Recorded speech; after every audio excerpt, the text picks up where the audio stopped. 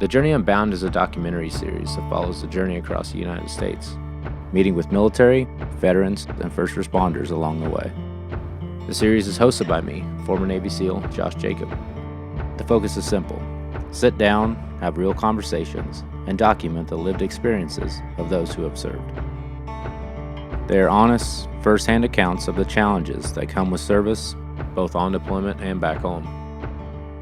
This is not just a series about service. This is a series about what comes after and how healing is possible.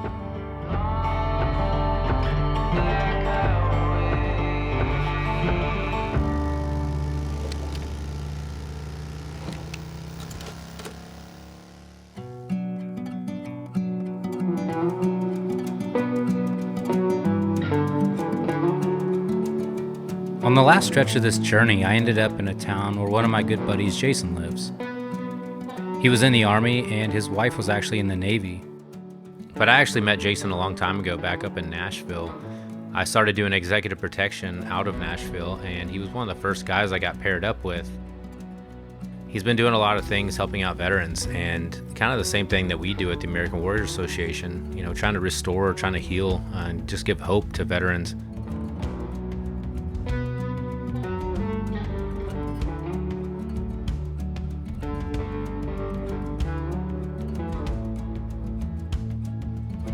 My man, Josh Jakub. Buddy, good to see you. Good to see you. Yeah, Josh. This here's my wife, Crystal. Nice to meet you. This is Heard a lot Josh about you. Jakub, captain of my vessel. I'm the first mate. I love it. Over the last couple years, I saw that Jason opened up a fishing charter where he would basically just take out veterans and they would go fish and just talk.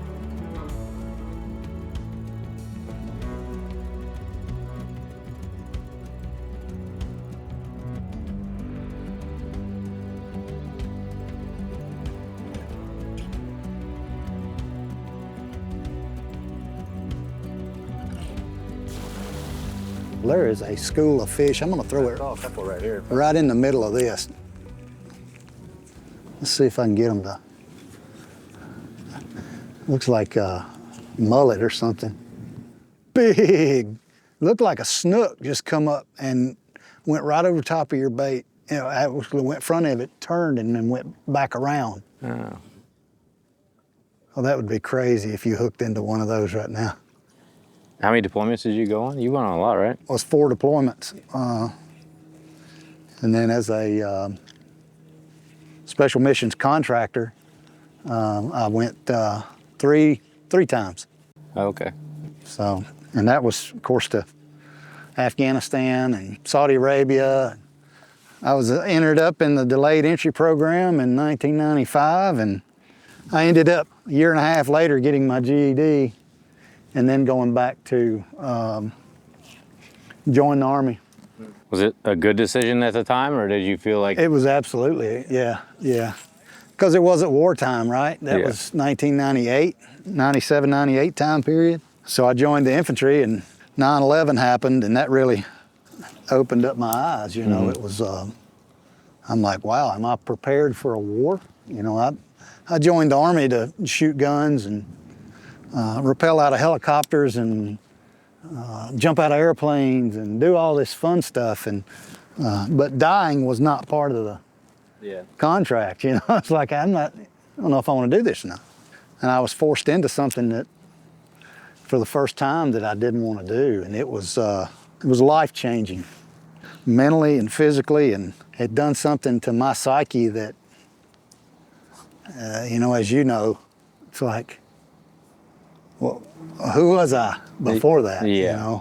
And who am I now? You go around for months on end going, what am I doing?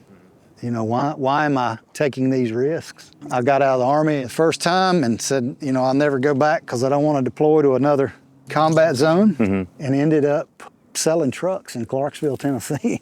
Oh, really? Yeah. Had a boss that was just a jerk. Does he not realize who I am, what I've done? I had that ego about me, and I'm not gonna let him talk to me like that. Yeah.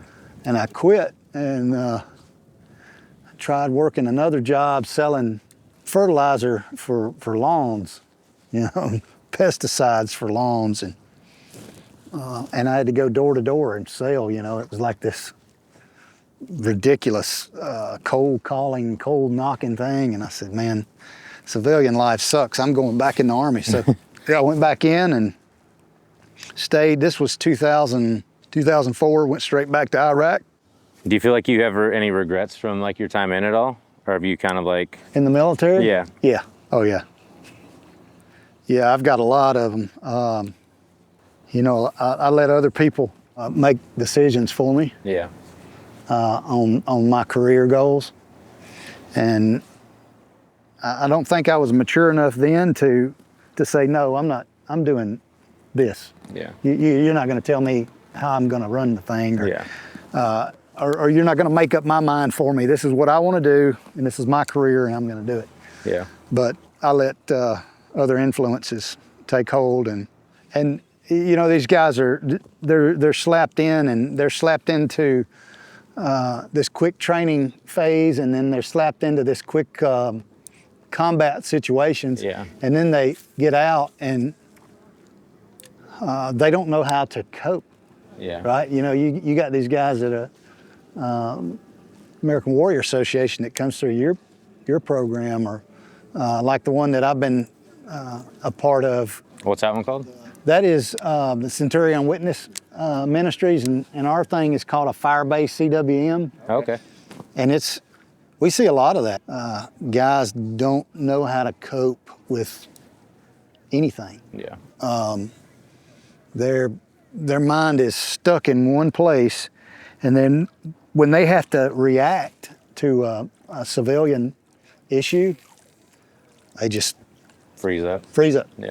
Just total lost. And we're going into a spiritual warfare situation with guys who are suicidal, who are homicidal, who are you know, addicts, whether it's alcohol or whether it's drug addicts, and we bring them out there and show them who they are and whose they are and their purpose in life. And those moral injuries that you and I talk about a lot are, they're heavy. Yeah. They're heavy on the warfighter's mind. You know, their deployment time and their gunfighting time has just been unreal. Yeah. And that's all they know. And how do you take a guy out of that situation and slap him into A peaceful family man, yeah. when a guy who's been everything is a nothing? What happens to him? He either drinks himself to death, ODs, or commits suicide, or goes to prison. What do you think the hardest part was for you? Or did you have a moment where you're like, okay, I need to like really focus on this transition? I'm still working on it. Yeah. I'm still Same. working on it. You could ask my wife, and she is as well. You know, I won't speak for her, but she's, you know, a vet as well. Where are you from originally? Originally from Northwest Tennessee. Oh, really? So about 2 hours away from Jason, Okay. but he and I never knew each other until 2020, actually. Yeah, we met in Georgia. And you were in the military, correct? I was. Okay. Yep, I was in the Navy. Gotcha. And I was a mortician for the Navy. Oh, wow. It's funny because when I say that, a lot of people don't even know that they exist. I was in the Navy and I didn't know we had those. Exactly, yeah. There were, at the time when I was in, which was quite some time ago, there were 14 billets for it. We had a headquarters in Millington, Tennessee for the Navy, Quantico for the Marines. So we did mortuary affairs for both the Navy and the Marine Corps. So yeah, both, you know, stateside and theater and things like that. And then our command also processed burials at sea and things like that, the paperwork. And we did flag cases for service members that had been killed.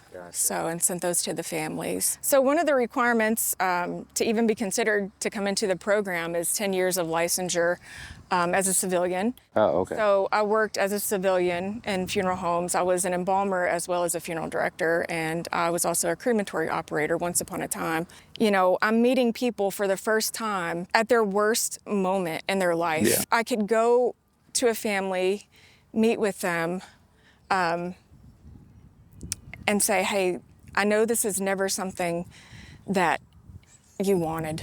I mean, it's unimaginable that that person made the ultimate sacrifice for our country and their families. Did you feel like you had to close that off at times? There was one time in particular that I was deployed during a mass casualty incident, and one of the service members, we were family friends. It was hard. It was really hard to have a personal connection, you know, with somebody. And then, you know, just a few days later, while I was still there, a sailor was killed over in Afghanistan, and I knew him, and it was hard. It was really, really hard. One of the most difficult things that I've had to do, it wasn't when I was active duty, it's now. Because I have a son who's active duty in the infantry in the Army. And I begged him not to go. You know, but I support his decisions, and I know that his decisions can't be based on things that I experienced, you know, and the things that I saw. That's the hardest job I've ever had, is being the mother of a military service member. And I know that there's a lot of women, mothers out there that can relate to that. Oh, yeah. And although they're behind the scenes, you know, and they don't get acknowledged, they don't get recognized, it takes a toll, especially when they've given their son or their daughter, you know, or multiple sons or daughters. So, yeah, it's hard. It's really hard. Yeah. That's amazing. Well, thank you for everything you've done for us. Thank you for that. I appreciate it. Yeah, thanks for saying that. It's like an ongoing transition. It never seems to stop with the try, you know, to try to fit into normal society, into the normal civilian sector of things, you know. But I'll tell you where I found my solace is fishing. When I don't have a boat, if I've sold and I'm looking for another one, Crystal will tell you, man, she's like, you need to find a boat. You need to find a boat, because I start getting antsy. Like, it's like, well, what's my purpose? I have no idea, but I'm going fishing. Gives you time to think and relax. I mean, it's therapy.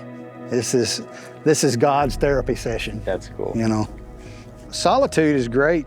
Isolation is horrible, because solitude is where you're taking in all the good, right?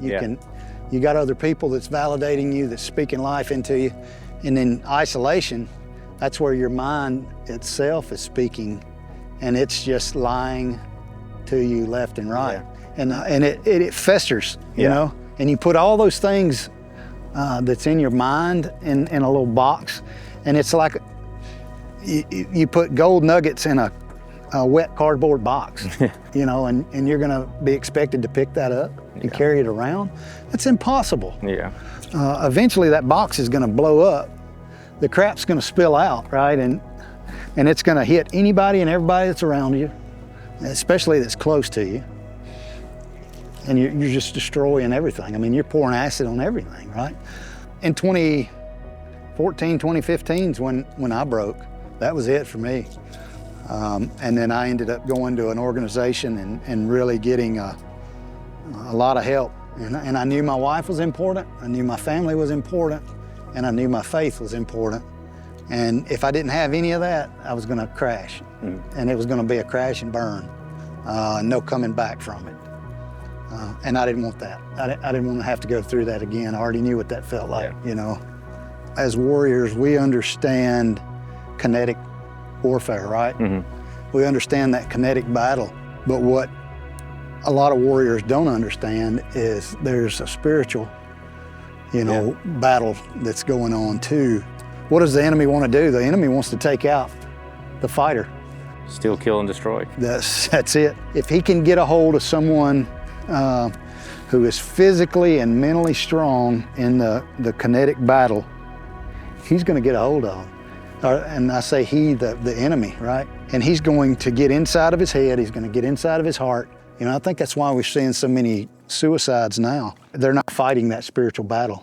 And that enemy's like, okay, let's get that guy. I'm going to kick his butt. Well, when they come to your organization or our organization or even other ones that are helping dudes, they finally get that breaking point where they see that somebody does care and validate them, right?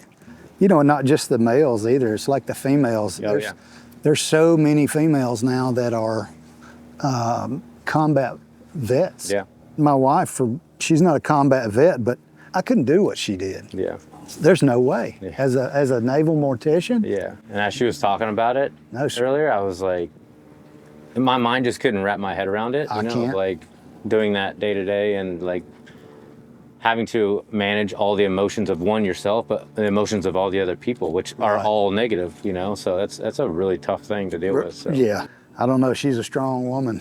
Well, it's pretty awesome you're going out and helping dudes. And I feel like that was what gave me purpose, was going out and helping other guys and just having being able to relate, because like, you know, I was in a dark place and I know like what you're feeling, you know, kind of thing. So Yeah. it helps me be able to have empathy, you know, with them. And I think that drives a lot of it too. And I'm sure it's the same with you. It's like, you know how it feels and you don't want people to feel that way. We're protectors, right? Yeah. And as protectors, here we are being able to do it in we did it kinetically, now we're doing it spiritually. Yeah. You can't ask for a better blessing than that, you know? That's cool. I can't. You are a protector, brother. I know.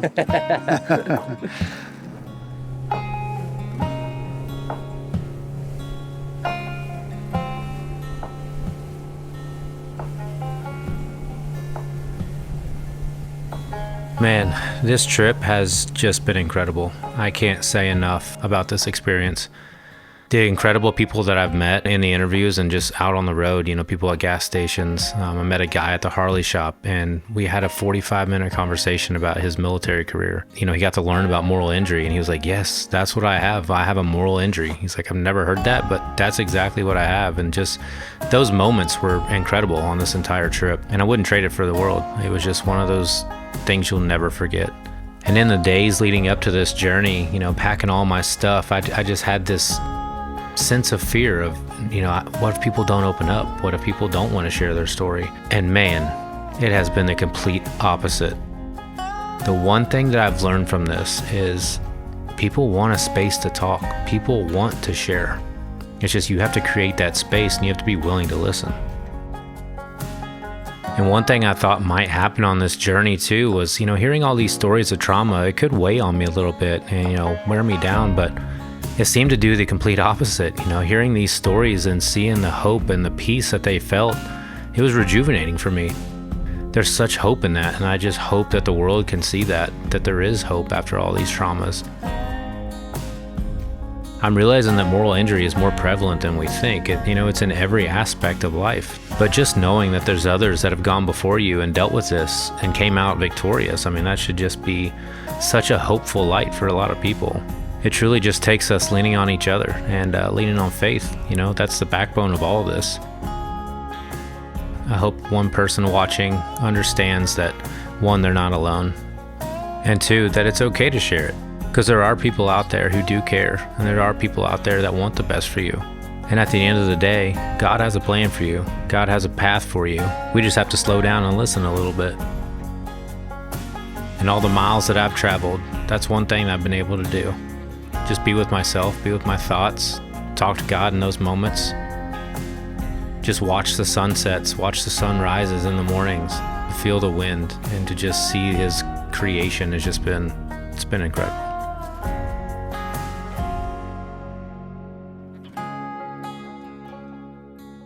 This journey has given me a sense of peace. It's given me a sense of relaxation. Feels like a weight's just been lifted off my shoulders. I hope that whether you're first responder, military or not, that something connects. And I hope the one thing that connects is you're not alone. Everyone has burdens, everyone has traumas, everyone has those moral injuries, but there is hope at the end of it all. There is peace at the end of it all. And remember, God has a plan for each one of us. He has a path set out. All we have to do is lean into it and keep it between the lines.